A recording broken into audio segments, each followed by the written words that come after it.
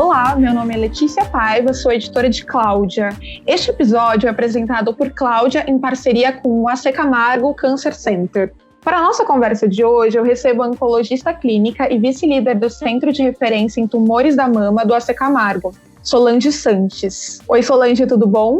Oi, Letícia, tudo bem? Prazer em estar aqui com vocês. Além dela, está aqui comigo a psico-oncologista e head do Departamento de Psicologia, também do AC Camargo, a Cristina Tarabai. Oi, Cristina. Oi, boa tarde a todos. E por último, Esther Rosalém, que é gerente de projetos internacionais e paciente em tratamento para câncer de mama metastático. Sejam muito bem-vindas todas. Oi, Esther, tudo bom? Oi, tudo bem? Prazer estar aqui participando desse podcast. A gente chegou em outubro, é um mês que é conhecido pelo Outubro Rosa, que é um mês de conscientização sobre o câncer de mama. O nosso papo hoje é com todas as mulheres que estão com a doença, sejam aquelas que receberam o diagnóstico recentemente e vão começar o tratamento, ou que já estão enfrentando a doença há alguns meses e até há alguns anos.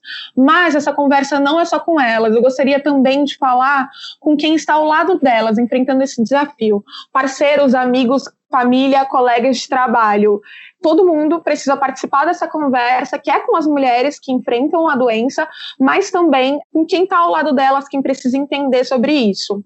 Só para contextualizar, então, por ano no Brasil, cerca de 60 mil mulheres descobrem um câncer de mama, de acordo com números do Instituto Nacional do Câncer, que é ligado ao Ministério da Saúde.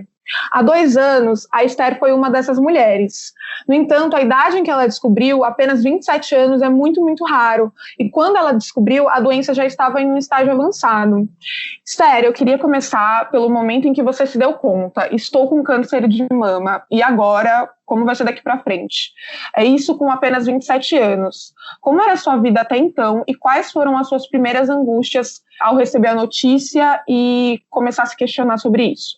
Eu acho que o meu primeiro pensamento foi o seguinte: eu não vou deixar o câncer definir quem eu sou e o que eu faço da minha vida. Era uma vontade muito forte de se agarrar à minha autonomia enquanto indivíduo, enquanto agente da minha própria vida. Então, eu diria que essa foi a minha primeira reação no momento que eu li o laudo da biópsia que eu tinha feito. E assim, uma recomendação: não faça isso em casa sozinha às 10 horas da noite. Foi exatamente o que eu fiz. Era mais de 10 horas da noite numa segunda-feira e eu falei assim: eu acho que o resultado da minha biópsia já deve ter saído, deixa eu entrar no site para ver. Eu entrei e estava lá escrito, eu nem lembro exatamente como que estava escrito, mas eu não consegui nem identificar, eu não consegui entender, e aí, óbvio, eu joguei no Google, e, né, o Google foi o meu médico que diagnosticou o que eu tinha ali naquele momento. Então, assim, não faça isso, que não é simples de lidar com isso naquele momento, assim, no momento desses, né, sem um profissional ao seu lado. Mas, num segundo momento, veio muito medo, claro, veio medo da morte, medo da dor, medo de perder uma parte do meu corpo, medo de perder a minha liberdade. E aqui eu acho que é muito importante, você perguntou, né, como que era a minha vida até então, né, e assim, eu tinha uma jovem de 27 anos, formada há 3 anos e pouco. Eu estava num emprego excelente, fazendo algo que continuo fazendo, né, o que eu estava fazendo na época, continuo fazendo algo que eu gosto, investindo toda a minha energia na minha carreira para poder crescer, alcançar novos patamares. Dali 1 ano eu tinha planos e tudo mais.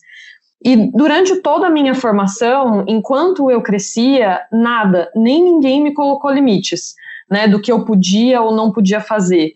Eu tive essa criação privilegiada em todos os sentidos, até que o câncer chegou, né? Então, eu tive 2 tapetes puxados com o câncer. O primeiro no diagnóstico em si, quando, né, você tem câncer, e depois quando a gente descobriu as metástases, né? E nessa consulta, inclusive, foi a doutora Solange que me deu essa notícia, mas ela depois me deu muitas notícias melhores depois, então assim, né, nenhum nenhum sentimento ruim aí.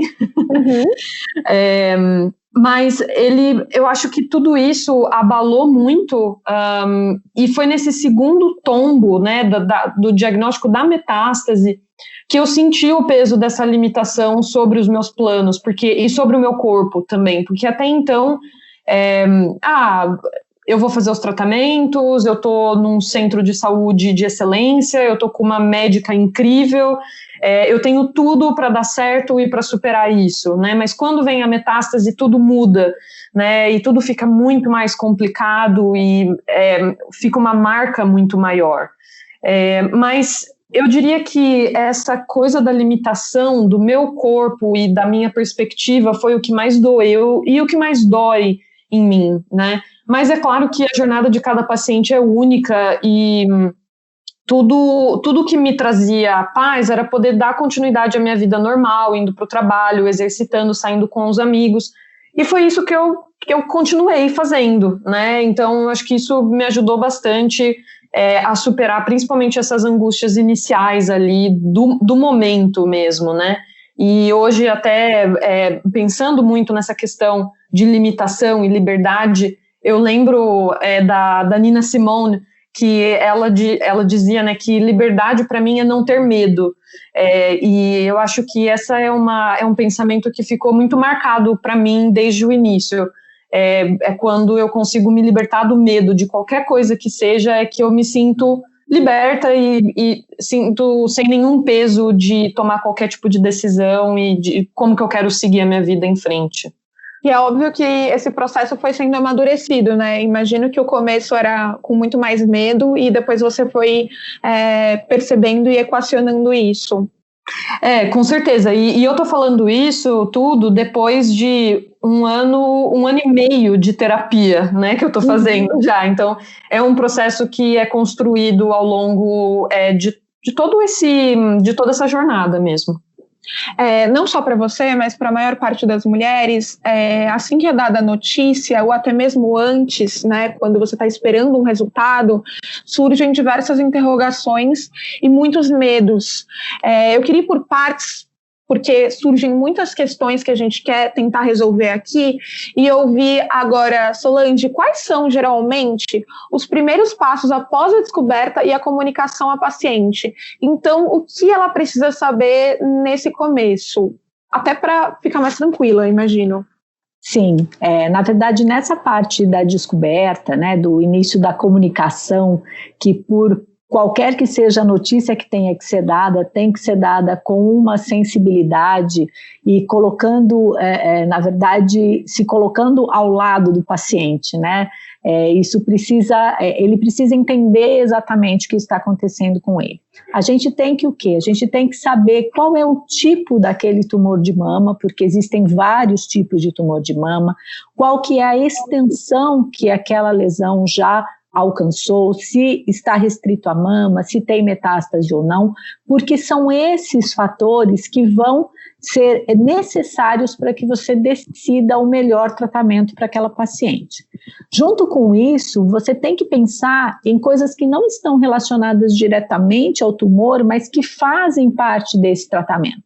Então, se essa mulher está em idade fértil, se ela vai fazer algum método de preservação de fertilidade, como que é o trabalho dessa mulher, a carga de trabalho, ela é uma pessoa que vai se dispor a parar um pouco, ela pode ter uma complacência ou não, a questão de saber como que funciona a vida social, tudo isso é importante para a gente compor para esta paciente aquele tratamento da melhor forma, personalizado, e isso te dá muitas indicações de como fazer essa comunicação desse diagnóstico, do tratamento e de qual é a intenção do tratamento que essa paciente vai fazer, quais que são as expectativas. E isso tudo dentro de um contexto multidisciplinar, né? A gente tem que lembrar que o tratamento não é só o tratamento da doença, a gente está tratando uma pessoa. Então, essa questão de ter esse suporte emocional tanto para o paciente como para a família, que não pode ser esquecida, é muito importante. Falando sobre esse ponto de vista, inclusive pegando o gancho do que você falou e também do que a Esther mencionou, né, que vem fazendo terapia no último 1 ano e meio, quanto isso foi importante para lidar melhor com a situação. Então, a partir desse ponto de vista, Cristina, o que é essencial ter em mente nesse primeiro momento e o que desenvolver? Isso pensando para essa paciente que acabou de descobrir, ou enfim, ou está nos primeiros estágios. Esse momento, né, do ponto de vista da psicologia, a gente chama do impacto do diagnóstico, né? Então, o tratamento tem vários momentos e esse é o impacto do diagnóstico. Então, o paciente está ali, está levando a vida dele, está trabalhando, está estudando e, de repente, né, ele recebe um diagnóstico de câncer, que já tem um estigma extremamente forte e pesado que a gente carrega dentro da gente, né, todos nós, e ele vai ter que lidar com aquilo naquele momento. Eu acho que uma coisa muito importante, né, porque nós somos um ser emocional e nós temos também a nossa cognição, né, que nos ajuda a compreender as coisas. Nesse primeiro momento do impacto do diagnóstico, muitas vezes o paciente, obviamente, do ponto de vista cognitivo, ele está entendendo e compreendendo tudo aquilo que está sendo proposto para ele como tratamento, né? Mas, às vezes, o emocional e o cognitivo, neste momento, eles não conseguem se conversar muito, né? E aí eu acho que entra o papel, né, da psico-oncologia, porque ele vai trazer, né, tudo que ele sabe do tratamento, né, a respeito do tratamento, mas como é que ele vai fazer para lidar com tudo isso? E eu acho que aí entra uma questão muito importante, né, e que a gente procura trabalhar com as nossas pacientes, que é buscar um sentido para aquele tratamento, né? Tudo na vida a gente precisa ter um sentido, precisa fazer um sentido para que a gente consiga absorver, né, e trabalhar sobre aquilo. Então, a gente vai ajudando essa paciente a buscar o sentido. Então, tá, o que você está sentindo nesse momento, qual é o impacto que você está tendo, o quanto é normal essa paciente sentir medo, sentir insegurança, né, chorar, se sentir triste, né? A gente tem que respeitar muito o momento dela e aquilo que ela está sentindo naquele momento. Não adianta a gente querer que ela se sinta de uma forma, vamos lá, vamos em frente, né? Porque ela tem que elaborar toda essa situação emocionalmente para depois ela poder começar a responder para a vida, né? De uma forma mais trabalhada e elaborada. Nesse sentido, você mencionou algo que é interessante, né? Quais são os níveis? É óbvio que ela vai sentir medo, vai sentir uma certa ansiedade, não dá para ser super para frente o tempo todo. Algum nível de ansiedade, de medo são esperados? Então, assim, como trabalhar esses sentimentos para que eles não vão deixar de existir completamente, mas que você consiga manter num nível ok, não consiga e consiga não ser paralisada por eles, talvez. Numa primeira avaliação, né, quando a paciente chega para a gente começa a fazer perguntas e pedir para ela se colocar, né, me conta como é que você está se sentindo agora, né, e a gente trabalha com essa questão que a gente chama de associação livre, né, me conte como você está se sentindo, e ela se coloca, chora ou não, enfim, ela vai me contar o que ela está sentindo, o que está se passando na cabeça dela, né, e claro, a gente tem níveis de ansiedade ou até de depressão, de episódios de tristeza que são esperados nesse momento. Mas, obviamente, a gente tem que ter um olhar muito atento, e isso é um olhar clínico, né, do profissional, para entender se aquele nível de ansiedade ou aquela depressão, aquela tristeza, está num nível aceitável e, principalmente, se ele não vai atrapalhar, né, essa ansiedade e esses episódios depressivos, o andamento do tratamento dela, né? A tristeza faz parte, a ansiedade faz parte, mas nada pode atrapalhar a boa aderência ao tratamento dessa paciente. Então, a gente tem né, através dessa avaliação, a gente consegue entender em que grau essa paciente está, se ela precisa de uma ajuda, talvez medicamentosa, ser encaminhada para psiquiatria ou não, né, se simplesmente a terapia que que a gente chama, entre aspas, a cura pela fala, vai ser suficiente para ela no momento assim que ela se ouvir em voz alta, né, e sentir que ela tem alguém ali que pode ajudá-la no enfrentamento dessa situação. Então, essa avaliação inicial, ela é muito importante para que a gente diagnostique, né, em que nível, né, essa paciente está em termos de ansiedade e depressão. E, principalmente, a gente se mostrar disponível e criar um vínculo positivo com essa paciente, no sentido de que ela tenha um bom enfrentamento, né, um enfrentamento adequado para aquela situação que ela está vivendo, sem esperar aquilo que ela, naquele momento, não pode nos dar, né, é o respeito àquilo que o paciente está sentindo. Isso é essencial para que esse vínculo se fortaleça com os profissionais que estão cuidando dela. Eu devo dizer assim, a grande maioria das nossas pacientes, ela quer falar e ela se sente muito bem ao ser acolhida neste momento, a encontrar um espaço onde ela possa se abrir e conversar sobre aquilo que está afligindo. Porque muitas vezes conversar com a família ou com os amigos sobre essas coisas é muito difícil. Porque, como disse a Solange, o familiar, os amigos, eles também estão num grau de sofrimento muito grande. Então, muitas vezes essa conversa, né, não, imagina, vai dar tudo certo, não vamos falar sobre isso. E às vezes a paciente, ela precisa falar sobre isso. Por isso que a entrada de um profissional psico-oncologista é tão importante, porque ele vai abrir esse espaço para que essa paciente possa falar o que ela tiver vontade de falar, sem nenhum limite, sem nenhum tabu, né? E eu entendo perfeitamente o papel da família. Também é difícil para eles, né, falar sobre esse assunto. Agora, claro, não são todos os pacientes que têm vontade de conversar sobre isso. E tudo tem um momento certo. Muitas vezes, na primeira vez que o médico indica, olha, você não quer passar na psicóloga, conversar, às vezes o paciente fala, não, doutora, eu não preciso. E muitas vezes essa necessidade, ela vem tardiamente, às vezes até numa outra etapa do tratamento.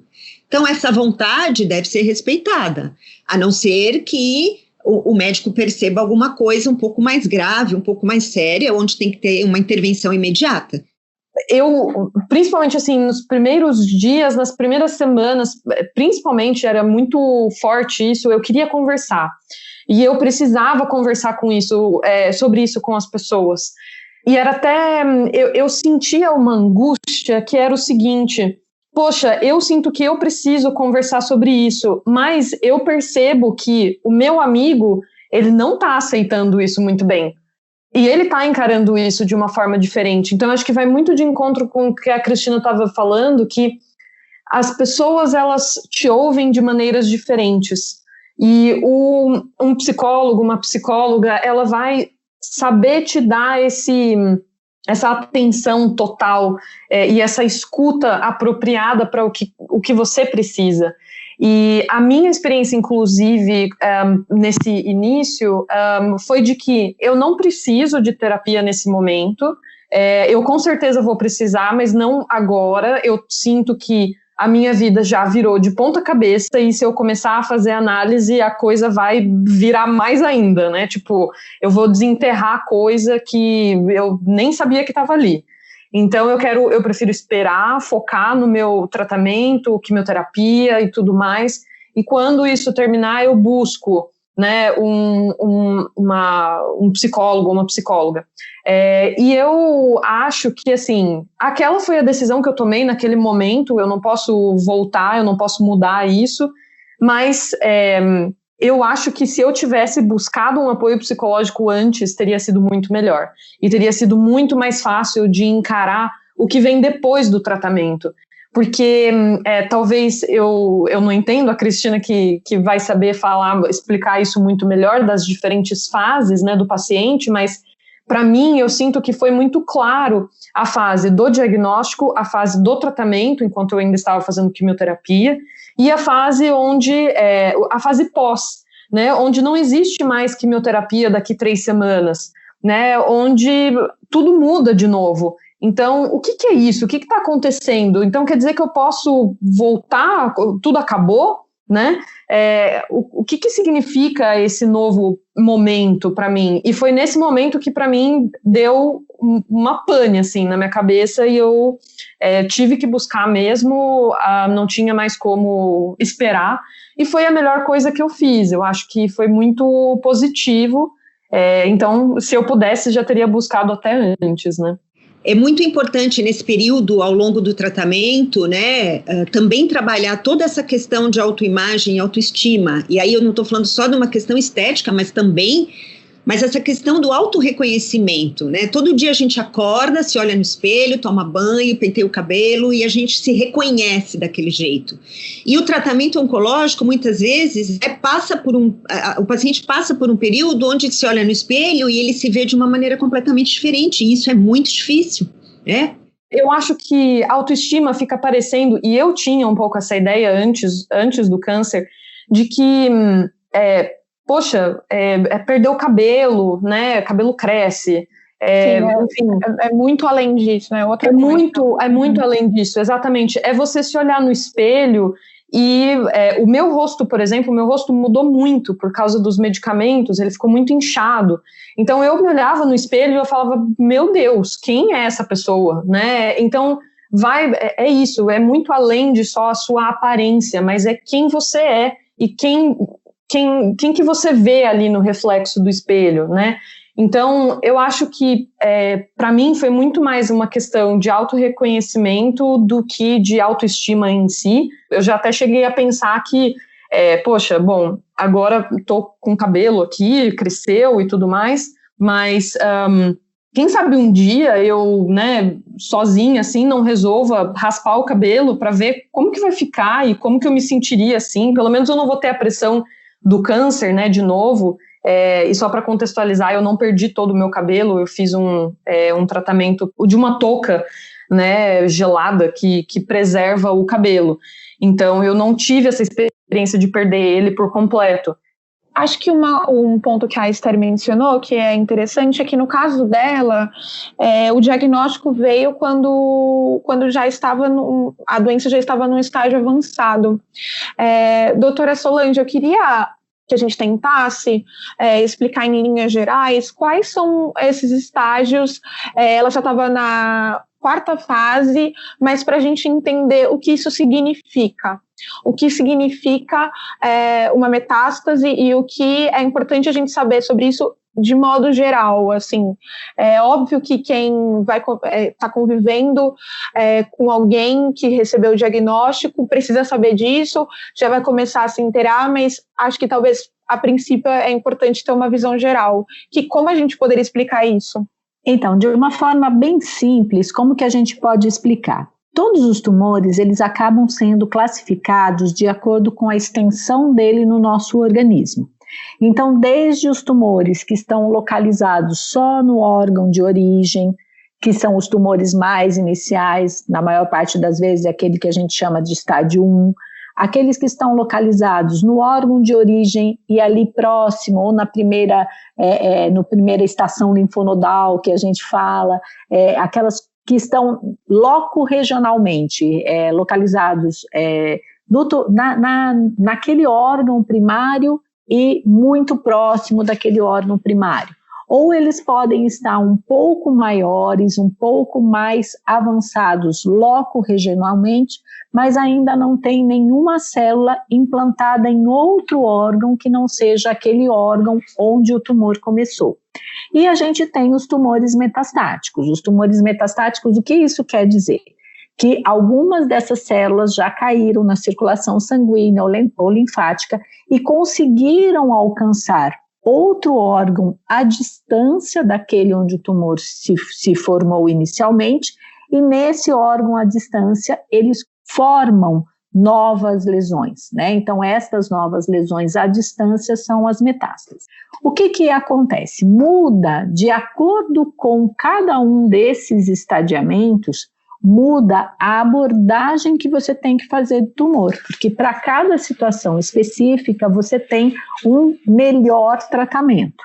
Então, quando você tem uma doença localizada, você normalmente faz um tratamento que tem um foco um pouco mais localizado e a depender do tumor, como o tumor de mama, também existe uma necessidade de fazer um tratamento sistêmico que reduz o risco de que alguma eventual célula que tenha caído na circulação se implante num órgão à distância e forme uma metástase. Numa lesão em que você já tem essas células circulantes e já tem essas metástases em outros órgãos, sai um pouquinho daquela ideia de tratar o tumor localizadamente e você tem que pensar num tratamento que trate esse organismo como um todo.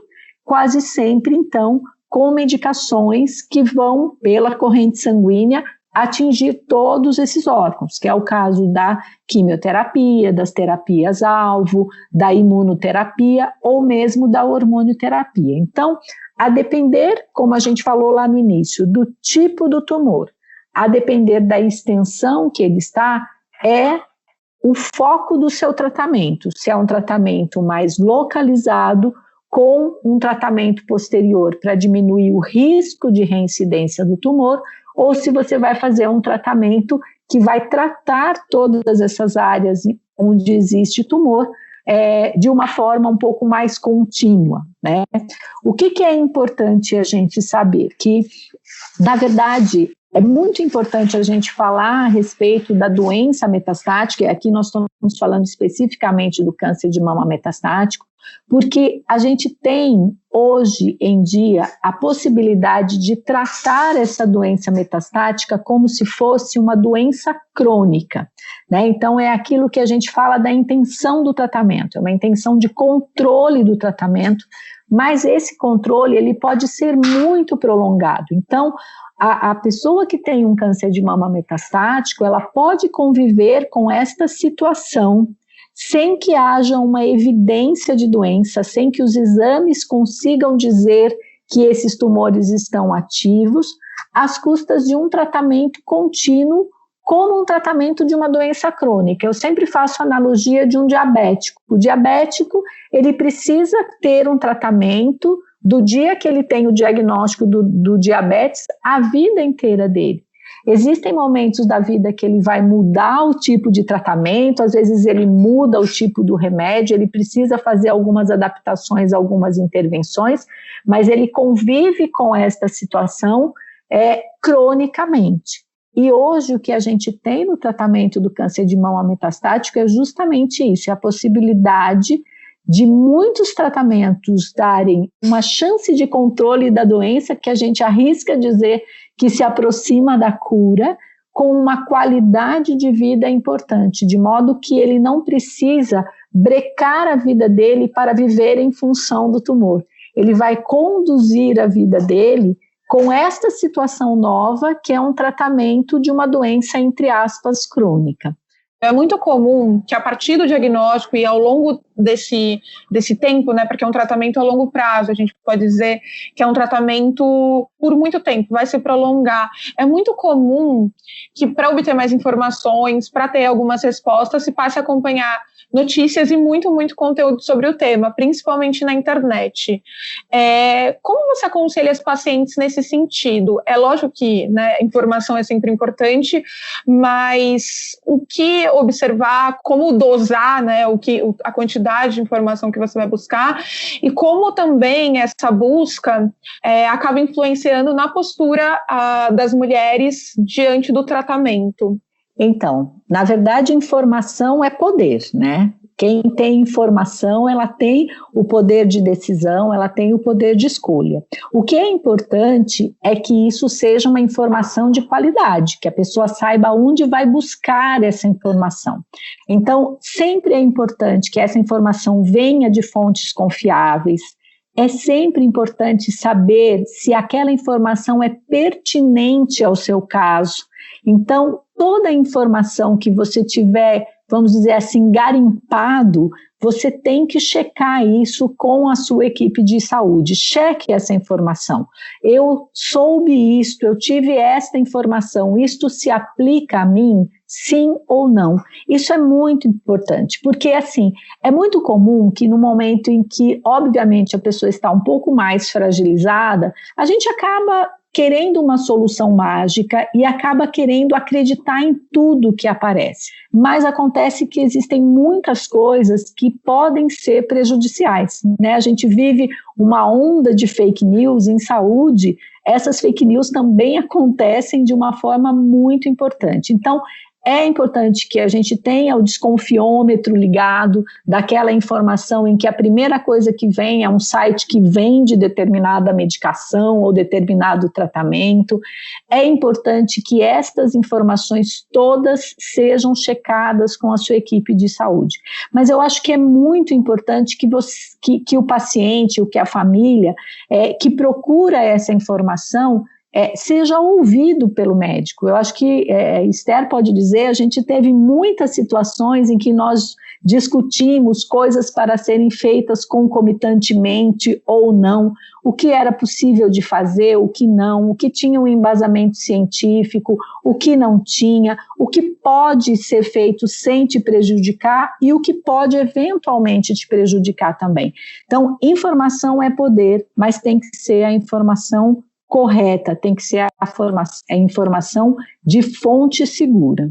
Eu fazia muita pesquisa, teve um momento que eu estava muito fragilizada e eu não conseguia nem pesquisa fazer, né, ir atrás de informação, então quem fazia muito isso era o meu pai, e o meu pai me acompanhava junto em todas as consultas com a doutora Solange, e a ele, minha mãe, meu marido, então assim, o rolê todo, né, e ele que fazia muita pesquisa, ele faz muita pesquisa, e ele chegava com muitas perguntas, então isso ajudava muito. Eu acho que outro fator também que me ajudou foi o fato de que o meu tio, ele é médico, ele não é oncologista, mas ele é médico, então ele também me acompanhou, e ele sempre levantava dúvidas que a gente levava depois para a doutora Solange, que é especialista. Então, eu acho que ter tido esse suporte naquele momento, e principalmente para isso, em termos de buscar informação da minha família, foi algo que me ajudou muito, e que, como a doutora Solange disse, me deu o poder de fazer escolhas, né, e de ter opções. Então, eu acho que isso foi muito valioso, mas eu sei que eu também entendo que isso não é tão simples, né? Mas eu acho que discutir sempre e ser curioso, eu acho, né? Ser curioso ajuda muito, principalmente para quando você vai para uma consulta com um oncologista, eu acho que tem um grande valor aí para isso. Concordo, e eu acredito que o grande ponto benéfico disso é o protagonismo que o paciente tem em relação ao seu tratamento, porque ele pode te trazer pesquisas, assim, 10, 15 coisas que você vai conversar com ele, vai desaconselhar algumas, vai contraindicar outras, mas esse processo de procurar, de tomar o protagonismo do seu tratamento, isso, a meu ver, é uma coisa extremamente importante. Então, é lógico que no final das contas, você vai acabar levando em consideração a opinião do cirurgião, do seu oncologista, né, todos nós podemos fazer pesquisas, mas a gente vai se consultar com uma pessoa que tem expertise naquilo, mas essa questão de se movimentar para participar do tratamento, esse protagonismo, eu acho que tem um efeito benéfico muito grande na condução que o paciente vai ter no decorrer do seu tratamento. Então, ele vai ter esse protagonismo do que eu posso fazer para melhorar aqui, mas ele também vai ter esse protagonismo de não interromper os sonhos deles, de construir, às vezes, novos sonhos. E eu fico pensando muito na questão também da confiança no tratamento. E eu acho que a Cristina também mencionou isso, né? Nada pode atrapalhar a boa aderência do paciente ao tratamento. E eu lembro que antes de eu começar a quimioterapia, eu queria muito entender o que era a quimioterapia, qual que era o efeito disso no meu corpo, e eu fiz muitas perguntas, isso me ajudou. E esse protagonismo, principalmente, me ajudou a ter essa confiança necessária no tratamento em si. E eu não esqueço nunca que o meu tio, que como eu mencionei, ele é médico, ele comentou um dia assim comigo, que 50% do sucesso do meu tratamento, ele dependeria de eu confiar no tratamento que eu estava optando e nos médicos que estavam ao meu redor. E eu acho que esse senso de protagonismo, ele está incluído nisso, né? Nessa confiança de você falar assim, não, eu sei o que está acontecendo, né? Você se sente empoderado o suficiente num momento que você está sem qualquer tipo de chão, né? Você perdeu o chão ali. E o pouco de empoderamento que você pode ter em torno do seu tratamento ajuda muito a recuperar essa esperança e esse ânimo, né, de seguir, de continuar. E, enfim, você passou por esse momento, mas desde 2019, desde o começo do ano passado, então, está sem câncer ativo, o que também não significa que está curada. Eu queria primeiro uma explicação da doutora Solange, explicando o que significa chegar a esse estágio e como é o tratamento a partir daí. Tem a ver com aquilo que a gente vinha conversando sobre tratar continuamente e, enfim, tem um pouco a ver com essa ideia de que é algo que vai se estender? Na verdade, é justamente nessa ideia, né? A gente está falando nessas pacientes que têm um câncer metastático de um tratamento que não tem uma data para terminar, mas que justamente porque não tem essa data para terminar, a gente tem o máximo de cuidado que ele, além de ter um ganho de vida para essa paciente, tenha também uma qualidade de vida importante, porque não é um tratamento que vai terminar em 6 a 8 meses. E é uma questão que a gente tem que desmistificar cada vez mais, né? O diagnóstico de câncer já foi há algum tempo atrás uma sentença de morte mesmo para pacientes não metastáticos, e hoje a mensagem que a gente quer trazer é de tudo que a gente já evoluiu e que a gente pode desmistificar esta situação para todos os tipos de tumores, inclusive para os tumores metastáticos, onde a gente tem uma evolução significativa que as pacientes conseguem, em muitas situações, manter as suas atividades sociais, conseguem manter os seus projetos de vida durante o tratamento. Esther, eu queria saber como está a sua vida agora nessa nova etapa, nos últimos meses. Eu sei que houve algumas mudanças, mas eu queria que você me contasse um pouco mais como foram os últimos meses desde que você não tem o câncer ativo. Se alguns anos atrás o meu diagnóstico seria praticamente uma sentença de morte, hoje eu tenho uma perspectiva de vida que, assim, é muito boa, né? Então, na verdade, eu sou muito grata por poder fazer esse tratamento, e eu tenho que ser um pouco mais criativa, né?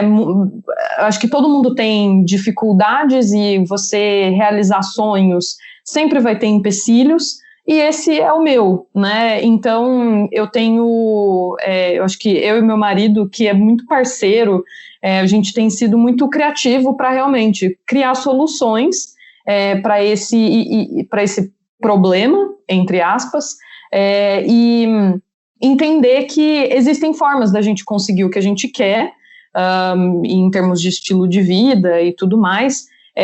E para mim, assim, entender que esse tratamento é um tratamento de uma doença crônica também tira muito do peso do que isso significa, do que um câncer, né, significa.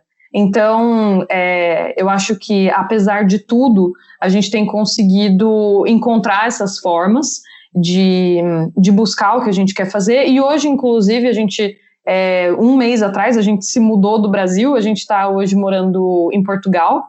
Assim, daqui a um ano a gente pretende fazer uma nova mudança, não sei ainda para onde, mas aos poucos a gente está vendo que existem formas da gente encaixar tudo. Eu queria agradecer às três, dizer que a gente continua essa conversa em breve, esperamos que, enfim, a gente continue sempre falando sobre isso. Esse episódio, lembrando, é uma parceria do podcast Senta Lá Cláudia com a C. Camargo Cancer Center. Para ouvir mais do programa, outros episódios, nos procure do site de Cláudia ou nos principais players de música. Recomendo também compartilhar esse episódio com quem vocês sabem que precisa ouvi-lo, talvez. Muito obrigada a você que ouviu, eu espero que esse episódio tenha ajudado a trazer informação e também a ter momentos mais sensíveis com quem está passando por esse momento. Um beijo e até o próximo episódio.